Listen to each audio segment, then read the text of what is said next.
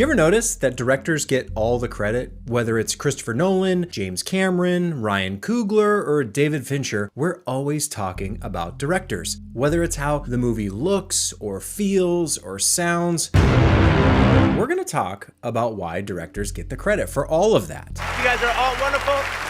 Peace out. But first, we need to talk about what is a director. They're all very different with their own individual styles, unique approaches. They tend to work differently and have different thoughts about how movies ought to be made, but there are some common traits that are shared among all of them. And we do need to address some common misconceptions. You see, there's a lot of people out there who think that the directors have all the ideas or all the answers, that they make every single decision. Some people even think the directors make all the money from the movie. And action! Which is far from true. And other people think of directors as just these shouting voices that boss people around. Cut! Do I have to do everything myself here? What is your name anyway?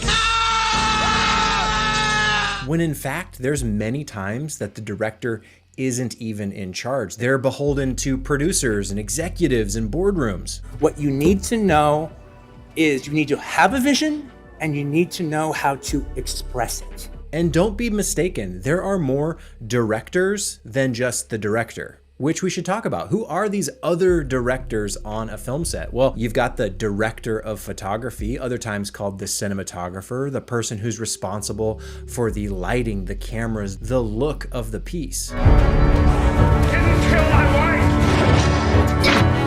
But you've also got a production designer, you've got your special effects and visual effects supervisors, you have stunt coordinators, music composers, a film editor, and so many other roles who are each directly in charge of their own department, their own unit, and their own team of creatives. A movie just has one director. There are layers and layers of directors throughout production. But for all of them, at the end of the day, it comes down to a few simple things. You can actually think of the director as a director of traffic, that person, the crossing guard, making sure cars are passing the right way, stop this direction, let the other direction go, you turn right, you turn left, all of that facilitation that happens on a street.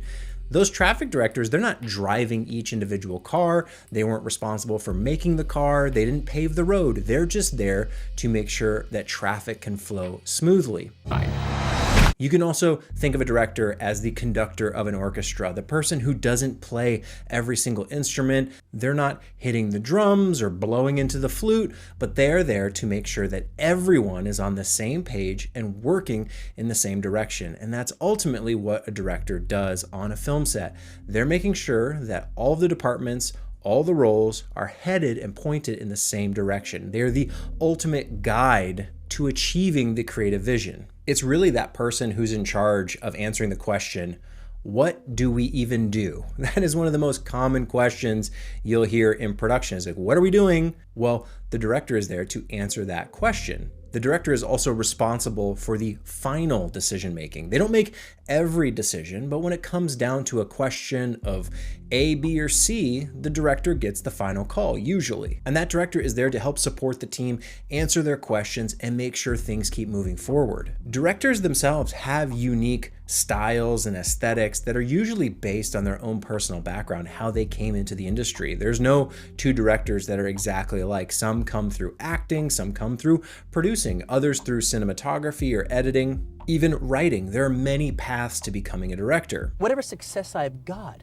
has come after like 8 years of just nothing working out. But no matter how they got there, they're the one ultimately responsible for owning the creative work. The outcome rests on their shoulders alone. It's a great advantage to feel the confidence to change something on set and know that you're not missing something that the writer intended. And this is why it's really important for the director to set the standard, to have that sense of good taste in what things ought to be. Because good directors make strong, deliberate choices. They should have a clear vision in mind and know what they want to see. Good directors are also really good at collaboration because they know they don't have all the answers, but they're there to work with the teams to help find those answers to those problems or questions. A good director is someone who's going to listen to feedback and input and trust the professionals who are actually doing that job. That's what's going to distinguish it if you can do it successfully. Throughout that whole process, the director needs to be someone who can communicate clearly and effectively. Clarity is very easy lost in any artistic endeavor, so being sure to know how to speak, what to say, and what not to say is really, really important. So at the end of the day, the director is able to bring out the best in all the folks surrounding them. Because making the movie or show isn't on this one person to do it all.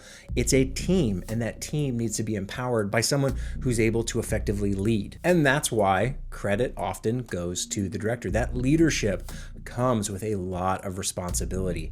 It is high risk, high reward. The Golden Globe goes to David Fincher. Like a captain or a coach or a manager, it all comes down to them, especially in a situation of failure or shortcoming. Because yes, the director often gets the credit, but they also take the blame when things go wrong. It is their burden to be responsible for that final outcome. My preference is to always do things in camera as much as possible.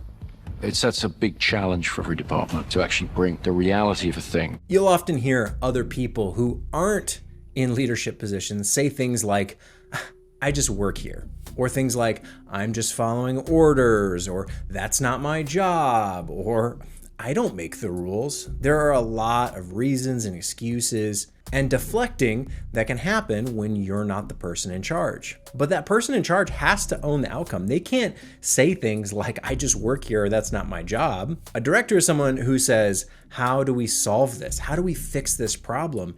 Even though it's not my problem. Maybe the director isn't even the one who made the problem and they're still responsible for fixing it. A director might say things like, if this isn't working, let's adjust. Someone who can make that call to change or to pivot, especially if it's a situation that needs to adapt quickly. And a director is always looking for that end result, asking questions like, how do we make this better? I was so grateful that the production agreed from the start that we will build everything. There's a very stark contrast in the difference between the two. Someone who's a worker is saying, that's not my job. But a director is someone who's saying, it's not my job, but it's still my problem. They are the one who is responsible, no matter who's actually doing the work. And this shift is what allows a good director to lead effectively. I love Chris's dedication to that.